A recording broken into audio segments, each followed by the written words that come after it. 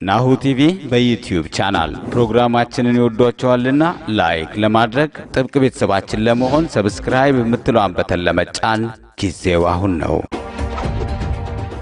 በቀደም መጻፎት ምረቃ ላይ የተነሱ ነገሮች አሉ። አንዳንድ ለምሳሌ ጨምበላላን ሀገር ውስጥ ይያለ ብዙዎቻችን ምንም አይመስለንም፣ ግን በዩኒስኮ ተመዘገበ ሲባል የኛ ወደ ማለት እንመጣለን። ሀገራችን ውስጥ ግን ይያለን ያን ነገር አንለውም ነበር። ጨምበላላ ሲከበር የሲዳማ አካባቢ ሰዎች ያከብሩታል። ሌላው ኢትዮጵያዊ ብዙም አያውቁም ወደ ተለያየ ቦታ ያለው። አሁን ነው በዩኒስኮ ከተመዘገበ በኋላ የኛ ወደ ማለት የተለያዩ የእሴቶቻችንን ያ ነገር ከየት መጣ? ካለማወቅ ነው። ኦፍ ኮርስ ካለማወቅ። ምክንያቱም እኔ ጨምበላላ ምን እንደሆነም አላውቅም ነበረ። የፍቺውን ሃይማኖት ይሁን ፌስቲቫል ይሁን ካርኒቫል ይሁን ምናውቀው ነገር አልነበረም። ታወቀ፣ ተጻፈ። እንደገና ወደ ዩኒስኮ የማይዳሰሱ ምንድነው ሄሪቴጅ ወይም ውርሰ ቅርስ እንዲሆን ተፈልጎ በዛ መልክ እውቅናን አገኘ ማለት ነው። ያን ጊዜ እኛም ልክ ከፈረንጆቹ እኩል አወቅ ነው። ስለዚህ ምን ማለት ነው? ዛሬ ገዳ ልክ እንደዛ አይነት እድል እንዲያጋጥመው ጥናት ተደርጎ ለዩኔስኮ ቀርቧል። አሸንዳም እንደዛ የቀረበ ይመስላልኛል። የመስቀል በዓል ይሁን እሱም ቀርቦ ማአት በዩኔስኮ ዛሬ በኢትዮጵያ በኩል የቀረቡ በርካታ ሴቶች አንዳንዶቹ የማይዳሰሱ ሌሎቹ የሚዳሰሱ እውቅና እንዲያገኙ እየተደረገ ነው። ለምን በዓለም ደረጃ እውቅና ሲያገኙ የኛ ናቸው ከዛ በፊት የኛ አይደሉም ሳይሆን አናቃቸውም ማለቱ ይቀላል። ምክንያቱም የሚዳሰሱትን እንኳን አንደ 9 11 ይመስሉኛል እነ ጢያ ድንጋዮች እነ የኮንሶ አተራረስ እንደዚህ የመሳሰሉት አሉ። እነዚህ ነገሮች እንግዲህ ማን ነው ስንቱ ኢትዮጵያዊ ነው የሚያውቃቸው?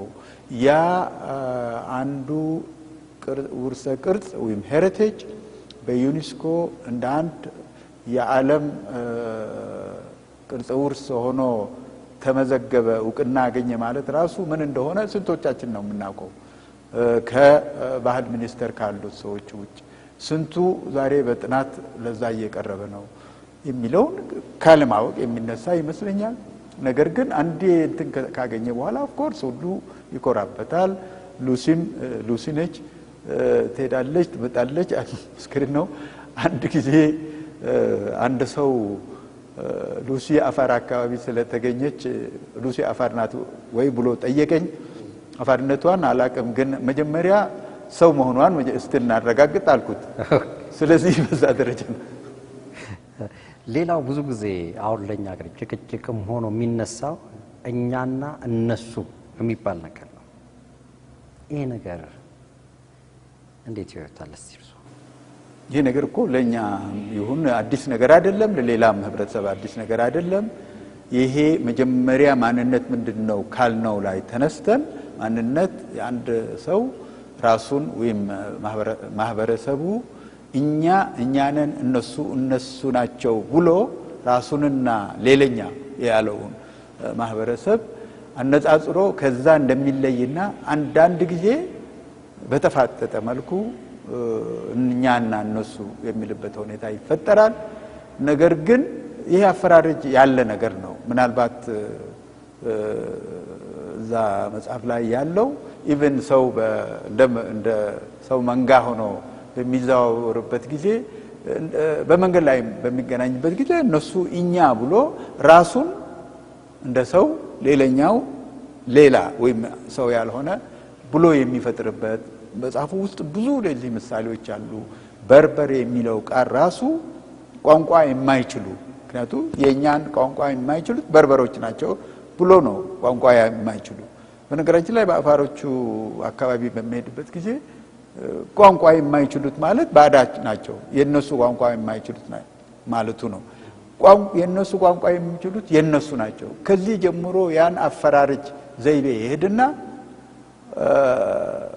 በፍረጃ መልክ ሰው እየተለየ የሚመጣበት ኢኖሰንት የሆነ ሂደቱ በኋላ ላይ በአንድ በተወሰነ ኮንፍሊክት ወይም አንድ ውዝግብ ዙሪያና ሳቢያ ሲጣሉ ወይም ሲወዛገቡ ነው ወደ ጠብ ወደ ሌላ የሚሄደው እንጂ ራሱ አንደኛ እኔ የከሌ ወገን ነኝ ወገንተኛ ነኝ በማለት የሚያጣላ ነገር የለውም አያወዛግብም። ወገንተኛ ነኝ ብሎ ግን ከሌላው በተፋጠጠ መልክ በአንድ ውዝግብ ዙሪያ ወይም ሳቢያ በሚጣሉበት ጊዜ በቀደም በዛ በቅዳሜ ውይይት ላይ እንዳልነው አፋርና ኢሳ በሳርና ውሃ ይጣላል ይባላል። እንግዲህ በሳርና ውሃ በሚጣሉበት ጊዜ ያ አፈራረጅ አፋርና ኢሳ ብቻ ሳይሆን ኢሳና አፋር እንደ ጠላት ታይተው ያን ውዝግብ አልፎ ተርፎ በመጨረሻ ላይ እንዳውም አንዱ ማንነቱን ሳይጠይቅ ከሩቅ የሚተካከሱበት ሁኔታ ይፈጠራል ማለት ነው። ስለዚህ ማንነት ወደ አገዳዳይነት ወደ ሌላ ደረጃ የሚደርሰው በዛ በኮንፍሊክቱ ዙሪያ ነው ያየናቸው። በዓለም በሌላ በዩጎዝላቪያ በቱትሲና ሁቱ በፓኪስታንና ህንድ መካከል እንደዚህ የመሳሰለ ነገር ይመጣል በዩጎዝላቪያም ጭምር። ከዚህ ውጭ ግን አንድ ሰው እኔ ገሌ ነኝ ስልጤ ነው እንጂ ጉራጌ አይደለም ማለት ቁጫ ነው እንጂ ምንድነው ጎፋም አይደለም ወይም ጋሞም አይደለም ወይም ወላይታም አይደለም በሚልበት ጊዜ ማንነቱን ብቻ ነው የሚገልጸው። ከዛ አልፎ ተርፎ ማንነቱ እውቅና እንዲያገኝ በዚህ በኢትዮጵያ ውስጥ በነበረው ሁኔታ ብዙዎቹ እንደዚህ እውቅና እናገኝ ከሌሎች ተለይተን መሆናችን ከዛ ይሄድና እንደገና በዛ እውቅና ተመስርተን በዛ በራሳችን መሬት ላይ የራሳችን ቋንቋም አስተዳደርም ዳኝነትም የእንትን አስፈላጊ ከሆነ የዚህ የታክስ የግብር አሰባሰብም እንደገና የተሰበሰበውን ግብር የምናውልበት ሲስተም ፈጥረን ዲሞክራሲያዊ የሆነ አስተዳደር ይኖረን ወደሚለው ይሄዳል። ወይም ደግሞ አይ ከናካቴው እኛ አብረን መኖር አንችልምና የራሳችን መንግስት እንመስረት ወደሚለው ብሔርተኝነት ይሄዳል። ያ ነው ብሔርተኝነት የምንለው በኔ አረዳድ። ብሔርተኝነት ማለት ወደ መንግስት ምስረታና አንዱ ከሌላው ጋር መኖር አልችልም የግድ የራሴ መንግስት ያስፈልገኛል። ከዛ በከረፋና ወደ ባሰ በሚሄድበት ጊዜ የኛ መንግስት ከሌላው መንግስታት የተሻለ ነው፣ የኔ ህዝብ ከሌላው ህዝብ የተመረጠና የተቀደሰ ነው ወደምትልበት ጊዜ ደግሞ ወደ ባሰ ደረጃ ይሄዳል ማለት ነው። አሁን የነገሩኝን አይነት ደረጃ ላይ ደርሰናል እኛ ሀገር። አሁን የብሔርተኝነት አሁን በሚታየው ሲቹዌሽን አልደረስንም። አይ ሆፕ ደግሞ እንደማንደርስ ተስፋ አደርጋለሁ። እዛው መጽሐፎት ላይ ያነሷን ነገር አለች። የሆነ ጊዜ እርሶ ከተወለዱበት አካባቢ ከአፋር የሆነ የኪነ ቡድን ሄዶ ነበር ወደ አማራ ክልል። ከዛ አዲስ አበባ መጥቶ የሆነ ሰው ያሉት ነገር አለ። እንደዛ አይነት ነገሮችን ምን ሲሆን ነው ወደዛ ምን ወስዳቸው? እሱ በአክቹአሊ በማንነት ዙሪያ አለመታወቅና ለመግባባት ሳይሆን አክቹአሊ ልጁን ታሪክ የገለጽኩት ሃይ ስኩል ሆነን በዚህ በኮተቤ ሃይ ስኩል ውስጥ አንድ ልጅ ሲናገር የሄደው ከአይታ ነው የመጣው ወደ ደሴ ነው። በመጣበት ጊዜ አዳል የሚለው ስም እሱ እንደ ስድብ ነው የቆጠረው። ለአማሮቹም ስድብ አይደለም፣ ለሌላው ስድብ አይደለም። ግን አንዱ እዚህ ውስጥ አንድ ትንሽ ንዑስ ርዕስ አለች። ስም ይወጣል በጎረቤት ይከተላል ሌላ ጎረቤት። ያን ቀየረ ነው ስም ይወጣል ከቤት ይከተላል የጎረቤት ሳይሆን ይወጣል በቤት ይከተላል ሌላ ጎረቤት አይነት አባባል አለ። ያ ማለት ያ ልጅ አዳል የሚለው ስም እንደ ስድብ ስለወሰደው አዳል አላችሁ ብሎ ነው የተጣላው ሲለኝ፣ ለምን ትጣላለህ? ለነሱ እኮ አዳል ማለት ስድብ አይደለም። ፎር ዳት ማተር ከናካቴው የዚህ የሰሜን ሸዋ ቡልጋ በምናምን ባለው በዚህ አፋሩ ወደ በረሃ ወደ ታች ባለበት ቦታ ላይ ያሉት አማሮች ከነ ምልክቱ ልጆቻቸውን አዳል ብሎ ይጠራሉ። አዳልን እንደ አንድ የጀግንነት ምልክት ያያሉ። ራስ ኃይሉ ተክለ ሃይማኖት ንጉስ ኃይሉ ተክለ ሃይማኖት አዳል ነበረ መጀመሪያ ስማቸው እና እንደዚህ የመሳሰሉ ነገሮች አሉ። አዳል ስድብ አይደለም የሚለውን ነገር ነው። ያን ካቴጎሪ ደግሞ እነዚህ የስም አሰጣጥ እያንዳንዱ 3-4 ስሞች ያለበት ሁኔታ አለ። መጀመሪያ አንድ ጎረቤት አንድ ስም ይሰጠዋል። አንዳንድ ጊዜ ኦፍ ኮርስ ስድብ ናቸው፣ እንደዛ ስሞች ስድቦች ናቸው። ወደዛ ውስጥ መግባት አንፈልግም። ሌላ ጊዜ ደግሞ ካለማወቅ ልክ በፊት እንዳልነው ባለማወቅ ያ ነገር ለሌላው ስድብ ያልሆነው ስድብ ነው ብሎ ወስዶ ነው እና እኔ እንደ ምሳሌ የወሰድኩት አፋሮችን ከቅርብ ስለማውቀው አፋር፣ አዳል፣ ጠልጣል፣ አሊ፣ አፈርታ እንደዚህ እያሉ እነዚህ ደንከል እንደዚህ የመሳሰሉት ስሞች የተለያዩ ስሞችም ቢሆኑ በአመዛኙ በተለያየ ከነሱ ጋር መስተጋብር ያላቸው ክፍሎች የሰጧቸው ስሞች ናቸው። ይህን ያህል በዛ ምክንያት ለመገዳደል የሚያበቃ ነገር አይደለም ለማለት ፈልጌ ነው ያ የልጁን ታሪክ ያወሳው። ለአቶ ዩሱፍ ኢትዮጵያዊነት ማለት ምን ማለት ነው? አስቸጋሪ ነገር ነው እንግዲህ እያንዳንዱ የራሱ አረዳድ ኖሮት እነዚህ ሁሉ አረዳዶች ወይም አተረጓጎሞች ወይም ፍቺዎች አንደኛ እንደ ማንኛውም ዊነት የሚለው ይሄ በፈረንጅኛ ኢዝም በሚለው ላይ ስትጨምር ኢዲዮሎጂ ነው፣ ፍልስፍና ነው፣ አረዳድና አስተያየት ነው። በዛ ደረጃ ይሄ ኢዲዮሎጂ ይዘት ያለው ከዛች ሀገር ጋር ተያይዞ የዛች ሀገርን ማንነትም ይሁን ሌላ የጋራ እሴቶችን ማዕከል ያደረገ መቋጫ የሆነ ስም ነው። በቀደም በቅዳሜው ውይይት ላይ እንዳየነው ግን እያንዳንዱ የሚረዳበት የተለያዩ አረዳድ እንዳለው የስብሰባው ሊቀመንበር ከመጽሐፉ ወስዶ አንድ ሰው ኢትዮጵያዊነት ምንድነው ሲል ኢትዮጵያዊነት ብሎ ካለ በኋላ እንዳው ዝም ነው ብሎ ያለውን ነገር አለ። ስለዚህ ያ ሰው ያን ነገር መግለጽ ባለመቻሉ ነው። ሌላው ብዙ መልኩ የሚገልጹበት ሁኔታ ቢኖርም አንደኛ ኢዲዮሎጂ ነው። ኢዲዮሎጂካል ኮንቴንት አለው። ኢትዮጵያ የምትባል ሀገር አለች። እዛ ውስጥ የሚኖር ህዝብ አለ። ያ ህዝብ የሚያስተሳስረው እሴቶችና የማንነት መገለጫዎች አሉ። የነዛን ሁሉ ድምር ነው ለኔ። ታዲያ እኛ ኢትዮጵያውያን ነው በማንነታችን በጋራ ለመኖር ተፈርዶብናል። ያን ያልኩበት ምክንያት አለ። ያን ያልኩበት ምክንያት ተዋልደናል፣ ተጋብተናል በሚለው ክሊሼ መልኩ ሳይሆን አንደኛ ያ በአንድነት መኖር የማያስችሉና በአንድነት ለመኖር ጉዳዩን ከናካቴው አይሞከረ አድርገዋል ብሎ የሚያሰብኩ ሰዎች ያ ለምን መገንጠል ወይም ለምን ሌላ መንግስት መመስረት እንዳለባቸው በሚያሳምን መልኩ ሊያሳምኑን አልቻሉም። ያ አንደኛው። ሁለተኛው ከተገነጠሉ በኋላ የግድ ነው በጉርብትና ነው የምንኖረው። በጉርብትና መኖራችን ዋስትና የለንም በሰላም። ስለዚህ ለዘላለሙ እየተገዳደን እየተናቀድን ልንኖር ነው። ይሄ ሁለተኛው።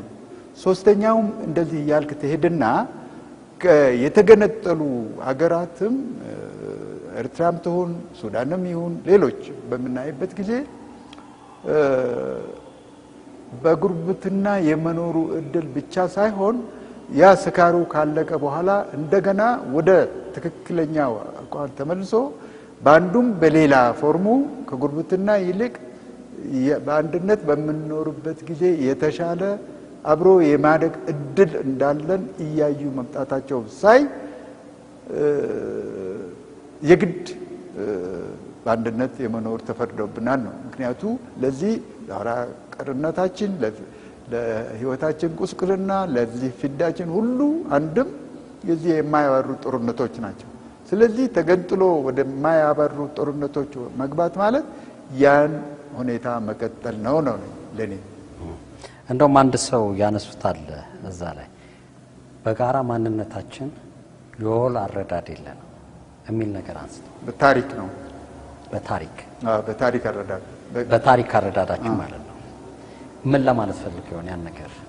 አንዱ ከሚያናቁሩንና ከሚያነታርኩን ከሚያወዛግቡን አንዱ የታሪክ ምዕራፎች ናቸው፣ የታሪክ ቁርሾች ናቸው። ያ አንድነታችን ወይም በአንድ መኖሩን አይሞከረ አይታሰበ አድርጓል ከሚባሉት ውስጥ አንዱ አያቴ አያትህን ገደለውና ወይም እንደዚህ አይነት አረዳድና አስተያየቶች በዛ ላይ እንኳን ስምምነት ተደርሶ ወይም ያኛው ይቅርታ ይጠይቅ ወይም ያኛውን ካሳ ይክፈለው ወዘተርፈ ግን ይሄ ነበረ። በቀደም አቶ ፋሲካ ስለዚህ ጉዳይ በሰፊው በሚያስረዱበት ጊዜ አንዳንድ ነገሮች ከነጭራሻቸው ታሪካዊ መስረጃ የሌላቸው ናቸው። ሲምፕል ነገሮችን ነግሮናል። ያ ነገርም አንዱ ላረዳድ የሚጠቅም ነገር ነው። በእውነት በዛን ጊዜ ይሄ ሆነዋል ወይ? መጀመሪያ በዛ ላይ እንስማማ። አልሆነም ከተባለ ሆነዋል ከተባለ በትክክል በመረጃ ደረጃ፣ መጨረሻ ላይ ደግሞ ሆነዋል ከተባለ በምን መልክ ነው ያን ቁርሾ እንዲመክን አድርገን የተፈጠረው መርዙን አስተንፍሰን በምን መልክ ስለ የጋራ ታሪካችን ላይ የወል አረዳድ ፈጥረን ይሄ የጋራ ማንነት ወይ መሰባሰቢ ማንነት ፈጠራውና እንትን ላይ ወሳኝ የሚሆን ሚናም ጭምር ይኖረዋል። በታሪካችን ላይ የጋራ አረዳድ ይኖርን የምትለው ፓርት ማለት ነው ባጭሩ። አሁንም የሚታየው ያ በታሪክ የሰማነው ነገር ይመስለኛል አሁንም ድረስ እየታየ ያለው። ይህንን ነገር ለመፍታት አሁንስ ያሉት ፖለቲከኞች ምን ማድረግ አለባቸው? አሁን ያሉት ፖለቲከኞችማ ይኸው እንግዲህ እዛ ላይ በዚህ በመጽሐፉም ይሁን በትናንትና በቅዳሜው ውይይት ተደጋግሞ የተባለው አንድ ነገር አለ። ሁሉ ጊዜ በቁጭት ምንለው ወርቃማው እድል ነበረ አምልጦናል ነው። ወርቃማው እድል አምልጦናል ብቻ ሳይሆን እንወቃቀሳለን፣ ጣት እንቀሳሰራለን፣ አንተነህ እንባላለን። በተለይ በኤሊቶቹ ወይም በልሂቃን ደረጃ ያ ማለት ምን ማለት ነው? እድሉ አመለጠ ማለት እቺን ሀገር ዴሞክራሲያዊ ለማድረግ እቺን ሀገር ወደ አንድ የላቀ ደረጃ ለማድረስ የነበረን እድል አልተጠቀምንበት ነው ማለት ነው። ያ ሽግግሩን ተግባራዊ ማድረግ አልቻልንም ነው። ዛሬ በአዲሱ መልክ ይህንን ሽግግር ከሌላው በተለየ መልኩ እንጠቀምበት ከላይ እስከ ታች በሚባልበት ጊዜ ይህንን እድል እንዳያመልጠን አንድ ነገር ለመፍጠር ነው። በሌላ መልኩ ግን አለቆቻችን ወይም መሪዎቻችንም ጭምር ዛሬ ያለንበት ሁኔታ ስጋትና ተስፋ ያለበት ሁኔታ ነው ብለው እንደሚሰጉ ልክ እንደኛ እንደተራሰው ተስፋም እንደሚያርጉ ይሄንን ውይይት መቀጠል እንዳለብን ውይይቱ ብቻ ሳይሆን ወደ መስማማት ወደ ሀገራዊ መግባባቱ በአንድ ሆነ በሌላ የኢንስቲቱሽናላይዝድ በሆነና ተቋም መልክ የወሰደ መግባባት ብሔራዊ መግባባት ላይ ተደርሶ ያ ብሔራዊ መግባባት ደግሞ ወደ አንድ ህገ መንግስታዊ መቋጫ ኖሮት ያ ህገ መንግስታዊ መቋጫ የማንነታችንም ጭምር መሰረት ሆኖ ጋራ ሊያግባባን የሚችል ነገር እንዲኖር የሚፈልጉ ይመስለኛል። ይሄ ውይይት ነው ዛሬ የምንቀደው። አልፎ ተርፎ ደግሞ የምናያቸው አለመረጋጋቶች የምናያቸው በጣም በጭፍጫፊ ጉዳዮች ላይ የመወዛገብ ሁኔታ እንዳለ ነው። ልክ ሌሎቻችን ደጋግመን እንደምንለው ግን ስጋትም አለ፣ ተስፋም አለ። ተስፋው ያመዘነ ነው። ሰሞኑን ከተነሱ ነገሮች እንደው እንጭፍጫፊ ብለው ያሏቸው ነገሮች ይመስለኛል አሁን በሰንደቅ ዓላማ ወይም በባንዲራ ዙሪያ ኃይለኛ ጭቅጭቆች ሲነሱ ነበር። አሁን ይሄ ወቅቱ ነው በእንደዛ አይነት ነገሮች መጨቃጨቃችን? ወቅቱ አይደለም። ምክንያቱ አንደኛ ምልክት ነው፣ ቅርጽ ነው፣ ይዘት ያለው ነገርም አይደለም። ይዘቱ ላይ መወያየቱ ምን አይነት አስተዳደር ይኖረን፣ ምን አይነት መንግስት ይኖረን፣ ምን አይነት ህገ መንግስት ይኖረን፣ ምን አይነት ክልሎች እና ማዕከሉ በምን መልክ ይዋቀር ይተሳሰር፣ ድርጅቶች አደረጃጀቱ ወዘተርፈ ወሳኝ መነጋገሪያ ነጥቦች መሆን ነበረባቸው። በጭፍጫፌ ላይ ያልኩት ግን አንድ ለእንትን ምልክት እንግዲህ መዋቹ ፕራይም ሚኒስተር መለስ ዜናዊ እንዳሉት ወደዛች ቃል ባንሄድም ባንዲራ አንድ ምልክት ነው። ያ ምልክት የምትቀይረው የምትለውጠው ነው። ግን በአንድ መልኩ ልክ ታቦት እንጨት ሆኖ ግን የተመረጠ እንጨት እንደሆነ ሁሉ ይሄንን ጨርቅ ሆኖ የተመረጠ ጨርቅ ነው። በዛ ምክንያት በምልክትነቱ ለዛ ለምትፈልገው ማንነት ብቻ ሳይሆን ለዓላማ አንድነት የምትዋጋበትም ጭምር ስለሆነ ለመዋጊያ ሲጠራሩና ለመፋለም ዝግጁነታቸውን ለማሳየት ጭምር ካልሆነ በስተቀር ለጊዜው ሊያገዳልልን የሚችል ነገር መሆን አልነበረበትም። ሁላችንም ቅርንጫፎች ነን፣ አንድ ግንድ የለም። ስንደመር ነው አንድ ላይ ስንሆን ነው ግንድ የምንሆነው። ምን ለማለት ይሄ አክቹአሊ የኔ አባባል አይደለም። በቀደም መጽሐፉን እንትን ከሚተቹ ሰዎች ውስጥ ይመስለኛል አባባሉ የመጣው። ግን እኔ በጅረት መልክ ነው የገለጽኩት፣ እሱ በግንድ መልክ ነው የገለጸው። ጅረቶቹ እንግዲህ የሄዱና በአንድ ወንዝ ይሆናሉ። ይሄ ደግሞ ራሱ ማህተማ ጋንዲ ያለውን ነገር ነው። መጨረሻ ነድና እንደ ጋንጊስ ትልቁ የህንድ ወንዝ እንሆን ነው የሚለው።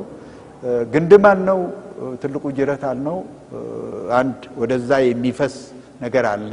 የሚፈሰው ማንነት ነው። የሚፈሰው የማንነት መገለጫዎች ናቸው። የሚፈሱት የማንነታችን መገለጫዎች የሆኑ ሁሉ አሁን ያየናቸው ነገሮች ወደ አንድ ግንድም ይሁን ወደ አንድ ጅረት በሚፈሱበት ጊዜ አንድ ነገር ይፈጥራሉ ነው። ኢትዮጵያነት ያልነው አሰባሳቢ ያልነውን ነገር ነው። አቃፊ ደጋፊ ያልነውን ጭምር ነው። ቅዳሜ ልክ ከተነሱት ነገሮች ውስጥ አንድ ሰው ያነሳን ነገር አለ። የዳር ሀገር ሰው ብሎ ገልጿል። እርስዎ እንደራሴው ኑ እንሰባሰብ እያሉን ነው። እኛ የመሀል ሀገር ሰዎችን አይነት ነገር ተናግረዋል።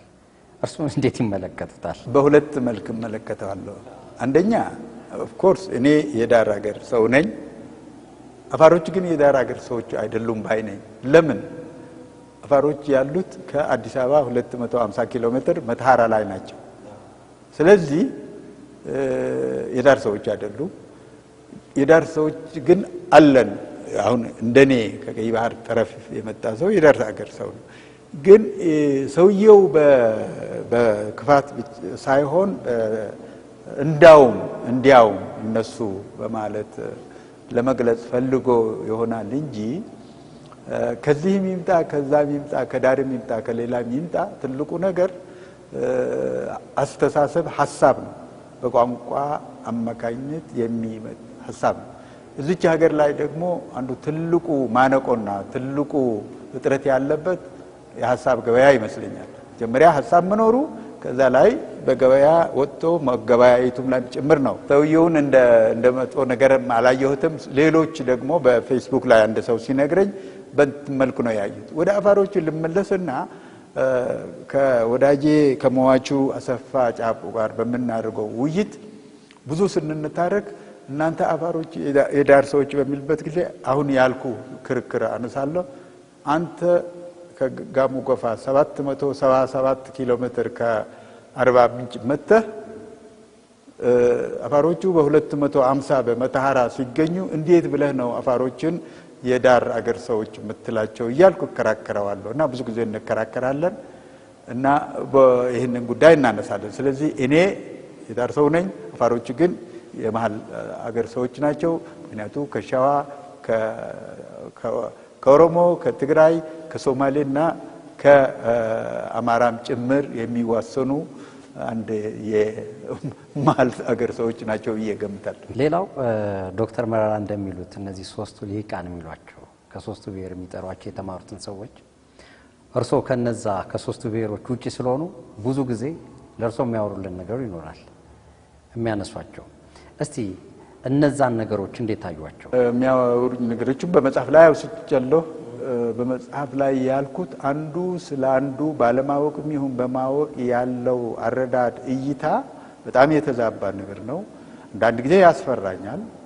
ምክንያቱ በግልጽ እንደዛ ሲነግሩኝ እንዴት አንዱ ስለ አንዱ እንደዛ አይነት አረዳድና አስተያየት ሊኖሩ ይችላል አለው። በሌላ መልኩ ግን ለኔ መጽሐፍን ለመጻፍ በሌላ መልኩ ጉዳዮችን ይበልጥ ለመረዳት እድል ሰጥቶኛል። ሶስቱ ብቻ ሳይሆን ሌላም እንግዲህ እዛ በቀደም በተወሳው ነገር ወያኔ ከፋፈለን፣ ወያኔ እንደዚህ ብሎ አደራጀን፣ በልዩነቶቻችን ይበልጥ እንድናተኩር አረገን ይባል እንጂ በሌላ መልኩ ይሄ እገሌ በሚበትሉበት ጊዜ እርስ በርሳቸው አንዱን እያራቀና እያለያየ መሆኑን አታዩሞ የሚለው ብዙ ጊዜ በዛ ባለሁበት ሀገር እንደ ሽማግሌ እምላለሁ።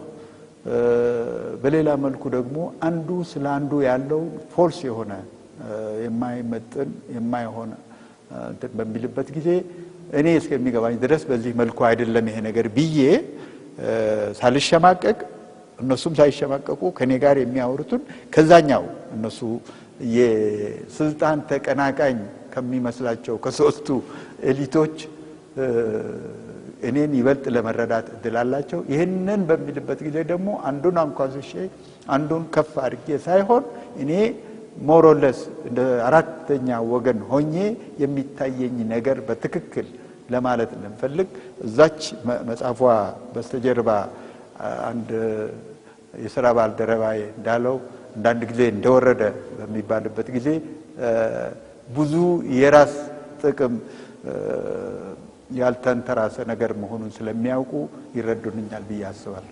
እንደወረደ እንደውም ሲሉ ያስታወሱ ነገር አለ መጽሐፉ ላይ ሰዎች ደፍረው የማይሏቸውን ነገሮች ብለዋል። አሁን ስለ ብሔሮች ሲነሱ እንዲህ ማለት እኮ እንደዚህ ነው እንዲህ ይለዋል ግማሹ እንዲህ ነኝ ይላል እያሉ አንስተውታል። እንዴ ሊደፍሯቸውና ሊያወሩቻሉ እነሱ ነገሮች? አንደኛው እንግዲህ በስራ አጋጣሚ ያልኩት በዚህ በብሔረሰብ ኢንስቲትዩት ብዙ ቦታ ዞረን ለጥናት ሄደናል። በሌላ መልኩ እንዳልኩ ከዚህም ከዛም ባለመኖሬ ሊሆን ይችላል። ሶስተኛው ምናልባት አማርኛም ትግርኛም ሌሎች የውጭ ሀገር ቋንቋዎች አረብኛም ጀርመንኛም ስለማነብና ጽፍ በብዙ መልኩ ትንሽ ከነዚህ አጋጣሚዎችና ከሌሎቹ በተጠራቀመ ገጠመኞች ይመስለኛል አባባሎቹና አጻጻፎቹ ምናልባት ከበስተኋላ ወደድ ባይ ብለህ ለዚህኛው ለዛኛው ለማቅረብ ሳትፈልግ የግድ ይሄን ማለት መቻል አለብህ። ሶስተኛውና መጨረሻው ዛሬ እንግዲህ እኔ ወደ 70 ዓመት መድረሴ ነው። የፈረንጅ በጣም ሀብታም ከሆነችው ሀገር ውስጥ የራሴ እንትና ምንድነው የሚባለው የጥሮታ መብት የተከበረልኝ ሰው ነኝ። እንግዲህ በፊትም ይሄን ያህል ብዙ ጥቅሞች ያልተሯራጥኩም ዛሬ የምሯራጥበት ምክንያት የለኝም። ስለዚህ ይሄ ሌላው ማለት እንግዲህ ቴኪንግ ፎር ግራንትድ የሚለው ፓርት አለው እዛ ቴኪንግ ፎር ግራንትድ አንዳንድ ነገር እንደ ግራንትድ ወስዶ ይላል። ያ ነገር ግን ውስጡን አይመረምርም። ያ ሰው አይመረምርም። ብዙ ምሳሌዎች እዛ ላይ ተጠቅሰዋል። ሳይመረምር ቀርቶ ነው እንጂ he doesn't mean it ገብቷል። እና እነዚህ ነገሮች አረዳዳችን እና አታያችን ነው የሚገልጹት። ለኦብዘርቨር ከውጭ ለሚያየው ሰው ግን በምን መልኩ ነው ይሄ ነገር እንትን የሚያደርጉት ነው። ስለ ኢትዮጵያዊ ማን ነው ለምንለው ለኔ አንተ ኢትዮጵያዊነት ምንድነው ለሚለው ሳይሆን ኢትዮጵያዊ ማን ነው ብሎ ሲከራከሩ ነበር። የዛሬ 40 ዓመት 50 ዓመት እንዳልነው ባለፈው ጊዜ ኢትዮጵያዊ ማን ነው የሚለው በዚህ በግጥም የዩኒቨርሲቲ ግጥም ውድድር ነበረ። አንዱ እንዳውም በዛ ላይ ያሸንፈዋል። በኋላ ወደ ሌላ አቅጣጫ ሄዶ ይሆናል። ያ ብቻ ሳይሆን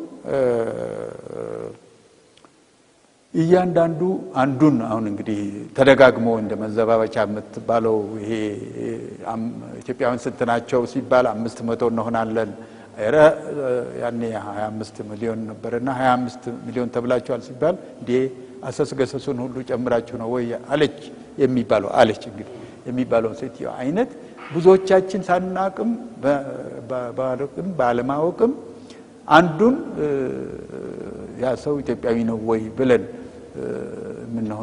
ምንልበት ጊዜ አለ። ራሳችን ይበልጥ ኢትዮጵያዊ ከሌላው የምናደርግበት ሁኔታ አለ። እነዚህ ነገሮች ግን ስትታዘባቸው ሰው በክፋት ተነስቶ ሳይሆን ለሱ የሚመስለውን ነገር ነው። ያ ነገር ደግሞ በትክክል ካሳየው ምን ያህል አናሳ እንደሆነ ምን ያህል ደግሞ የሚያሳፍር አታይ እንደሆነ ታሳየዋለህ ባጭሩ። ሌላው መጽሐፉት ላይ ተደጋግሞ ይነሳ የነበር አንድ ሱዳናዊ ነው። እስቲ ስለሱ ፍልስፍና ትንሽ ደጋግሞ ሰውየውን የጠቀስኩት በአንድ አባባሉ ነው። ሰውየው ምንድነው የሚለው? አንድ ግለሰብ ከመንግስት ጋር ያለው ግንኙነት በዜግነቱና ዜግነቱ ብቻ ይሁን ነው። በዜግነቱ ብቻ ሲባል ያ ሰው መብት የሚያገኘው በዜግነቱ ጋር። ዜግነት ማለት ከመንግስት ጋር ያለ ትስስር ነው። እዛች ላይ እንዳውም ጀርመንኛ ቃል ይበልጥ ዲስክሪፕቲቭ ይበልጥ የተሻለ ገላጭ ነው ብዬ ነው የገለጽኩት። ስታትስ አንጌሆሪሽካይት ሲባል የመንግስት ቁርኝት ነው ማለት ነው። ወይም የመንግስት ወይም የሀገር ቁርኝት ማለት ነው። እና ከሀገር ጋር ያለ ቁርኝነት መብትህም ግዴታህም በዛ ብቻ ይሁን።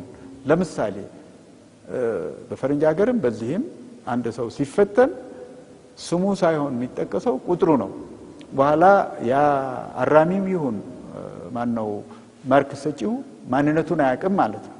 ስለዚህ እኛ እንደማንኛውም ዜጋ የትም ሄደን የትም መብታችን የሚከበረው ከዛች አካባቢ ከእንትና ዘመድነት ከምናምን ዘመድነት እዛች መስሪያ ቤት የገለን ስለምታውቅ ሳይሆን በመንግስት ጋር ባለን ግንኙነት ብቻና ብቻ ይሰጠው የሚለው የመጨረሻው ዜግነታዊ መንግስት መገለጫና ዋና ተግባራዊነት የሚያሳይበት ሁኔታ ስለሆነ ነው። ያ ፕሮፌሰር አብዱላህ ነዒም የተባለው ሱዳናዊ አክቹአሊ የታሪክ ሳይሆን የህግ ሰው ይመስላል። አብሮ መኖራችንን ዋስትና ያሳጠዋል ብለው ሰዎች ከሚሰጉበት አንዱ በህገ መንግስቱ ላይ ያለው አንቀጽ 39 ነው። እንዴት ይወታል? እኛ ያ ነገር ምን እዛ ውስጥ እንደገባም አላቅም።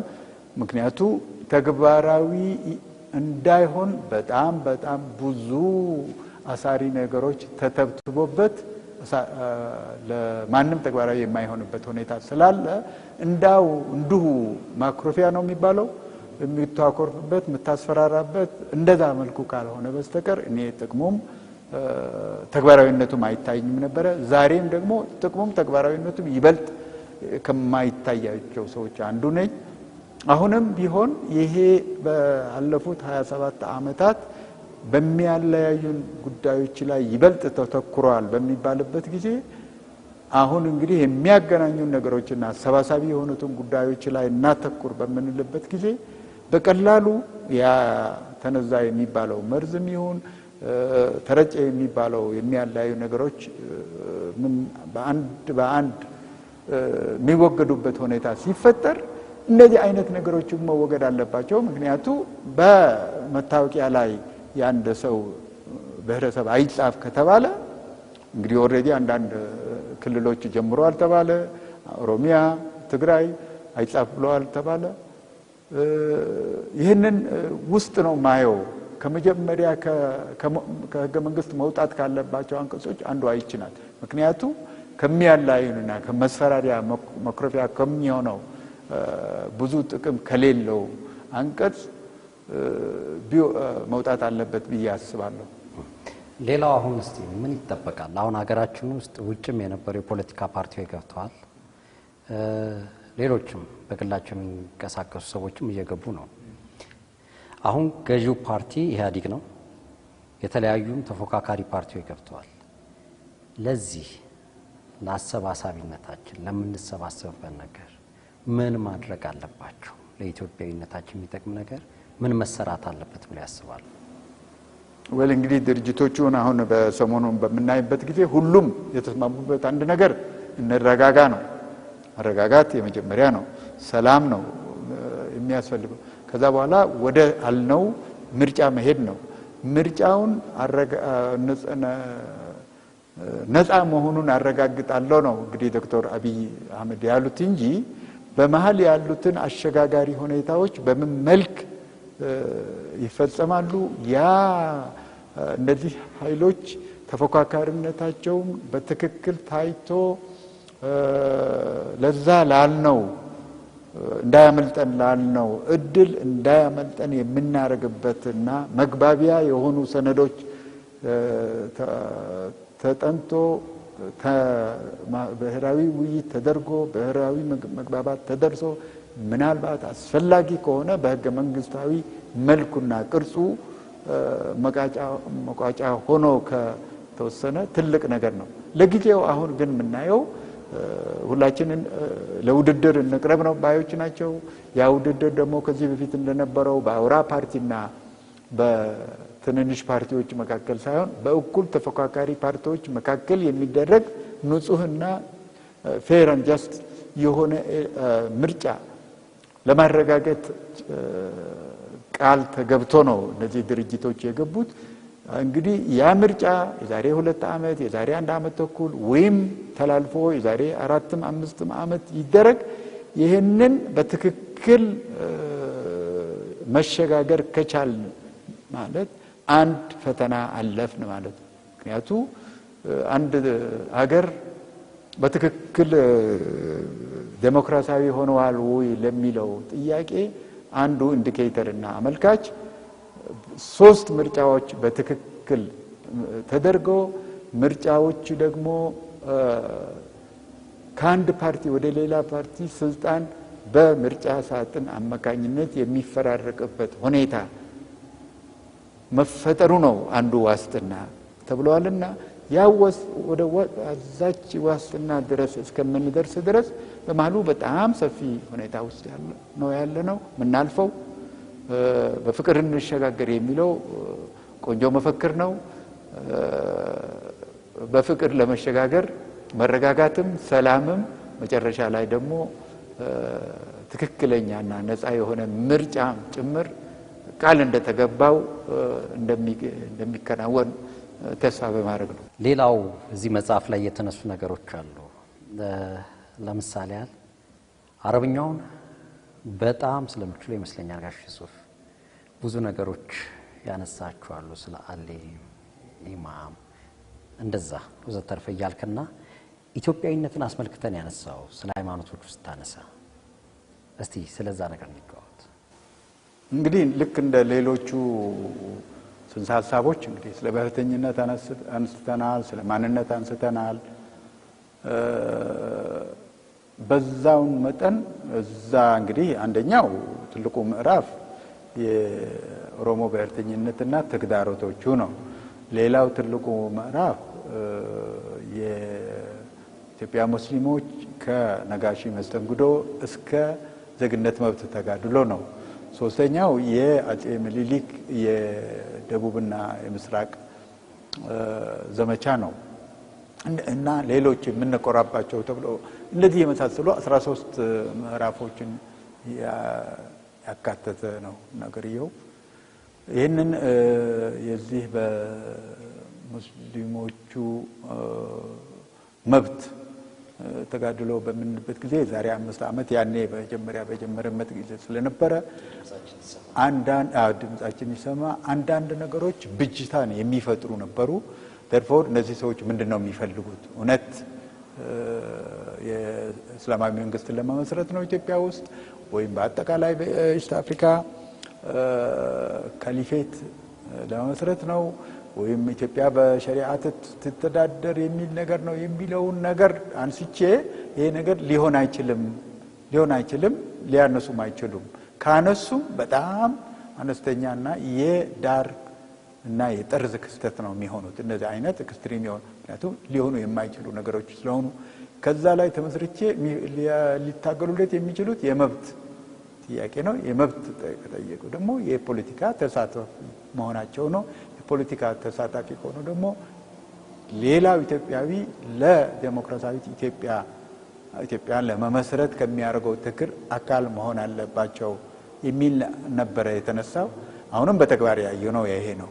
ዛሬ በቀደም በቅዳሜ ላይ እንደተነሳው ከዛ አልፎ ተርፎ ከናካቴው እነዚህ የመብት አፈላላጊ ኮሚቴዎች እዛ ስብሰባ ላይ የነበሩትም ጭምር ከዋና እንግዲህ ተቃዋሚያቸው ከሚመስለው ከማህበረ ቅዱሳን ጋርም እየተባበሩና እየተነጋገሩ ነው የሚለውን ነገር አይተናል።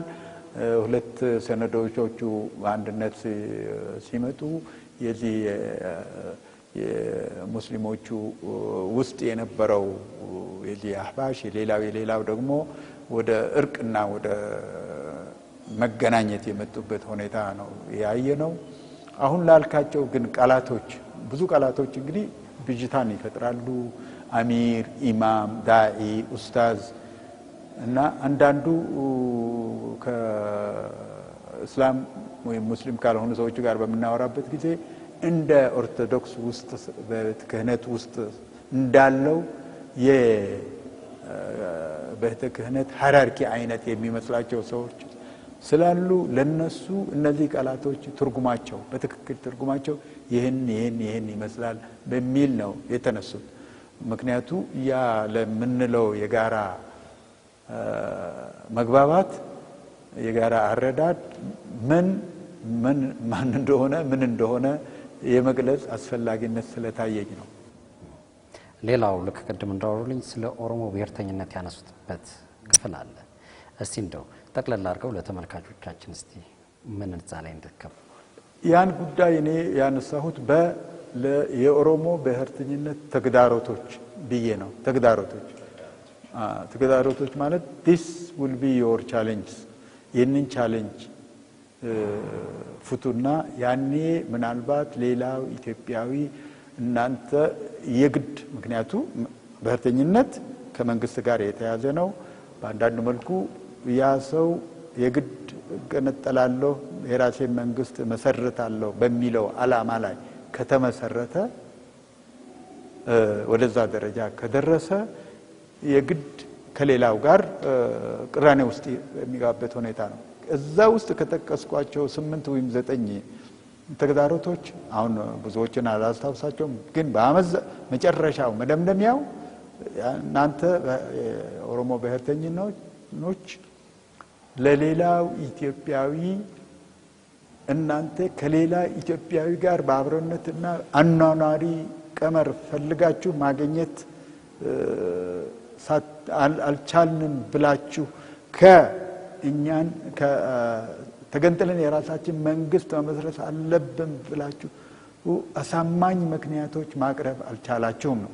የፕራክቲካል ፓርቱን ትተን የህግ ምንድነው የዚህ የሬፈረንደም አተገባበር ሌላው የሚፈጥራቸው ፕራክቲካል የሆኑ ችግሮች ብቻ ሳይሆን ያን ለማሳመን አልቻላችሁም። በዚህ ምክንያት ነው ከናካቴው ወይም በነበረው ታሪክ ምክንያት የወደፊት አብሮነታችንና አብሮ የመኖራችን ችግር ማነው አስቸጋሪ አድርጎታል ብትሉም ያን በአሳማኝ ምክንያት ሌሎቻችን ለማሳመን አልቻላችሁም የሚል መደምደሚያ ነው እንደ ቻሌንጅ አብሮ ለመኖር እንጂ ላለመኖር የሚያሳምኑ ምክንያቶች የሉም። ስለ አፄ ምኒልክም ሰፋ አድርገው ያነሱበት ፓርት አለ። እስቲ እሷንም ያ እንግዲህ ኢትዮጵያ በ100 ዓመት ወይም በምኒልክ መስፋፋት አልተመሰረተችም። ነገር ግን የዛሬ ቅርጿን የያዘችው በዛን ጊዜ ነው። ይሄ ደግሞ የሚያከራክር አይመስልኝም። በዛን ጊዜ ከዛ በፊት የነበሩት 4 ወይም 5 የምናውቃቸውና በዚህ በሩቅ ማነው በምስራቅ ሰሜን ምስራቅ ያሉት አካባቢዎች ነበሩ። ትግራይ፣ ጎጃም፣ ጎንደር እና አገው ሌላም ያለበት ሁኔታ ነበረ። እነዛ በዘመነ መሳፍንት የሚቆራቆሱት ምንድነው መሳፍንቶች የሚቆራቆሱት እዚህ አካባቢ ነው። እሳቸው ናቸው እንግዲህ ያን በደቡብ በምስራቅ በምዕራብ ሄዶ ያን ሁሉ ዛሬ ከነበረችው ዳብል የሆነ መሬትም ህዝብም ሀብትም ያስፋፉት። በዛ ምክንያት እንግዲህ እንደገና ኢትዮጵያ በዛን ጊዜ በሳቸው ዘመን ይህንን አሁን ያለውን ቅርጽ ወስዳ የነዛ ህዝብ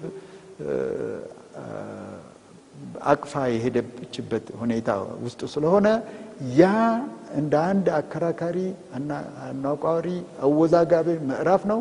ምክንያቱም በዛ ምክንያት በዛ መስፋፋት መሬታችን ተወስዷል፣ ህዝባችን ለባርነት ተዳርጓል፣ ተፈናቅለናል፣ በባርነት ተሸጠናል የሚለውን ውዝግብ እስከዛሬ ያናቁራል፣ ያወያያል፣ ያናግራል።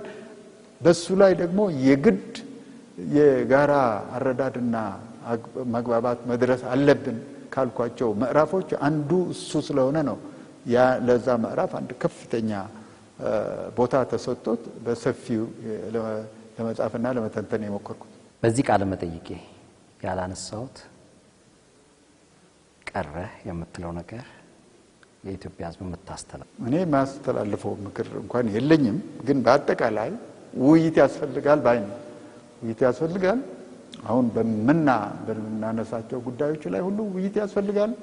ምክንያቱ ያ ምንለው ወርቃማው እድል አመለጠን ብለን ጣት ከምንቀሳሰር ተወያይተን ተነጋግረን አሁን የተፈጠረው እድል እንግዲህ ድርጅቶች የመጡት ከዲያስፖራ ነው። በ66 ዲያስፖራዎች በመመልክ እንደመጡ እናውቃለን። ድርጅቶች ናቸው የመጡት ሲናቁ ነበር። በኋላ የሆነውን ነገር ሁላችን የምናውቀው ነገር ነው። ዛሬ ሁሉም ለመወያየት፣ ሁሉም ለመነጋገር፣ ሁሉም መጀመሪያ መረጋጋት፣ መጀመሪያ ሰላም እንደሚያስፈልግ አምኖበት ነው የመጣው። ለየት ያለ እድል ስለተፈጠረ ይህንን ለየት ያለው እድል አሁንም ሌሎች እድሎች እንዳስመለጥ እንዳያመልጡን እናደርግ። ይህንን እድል ደግሞ ለፈጠሩ ሰዎችም ምስጋና ይገባቸዋል። ይሄ መቼም ማይካድ ነገር ነውና በዚህ እንሰናበት ጥሩ ነው። አመሰግናለሁ። ተመልካቾቻችን ለዛሬው የነበረው ቆይታዬ በዚህ ተጠናቋል። በሚቀጥለው ሳምንት ከሌላ እንግዳ ጋር ጠብቃችኋለሁ። መልካም ጊዜ።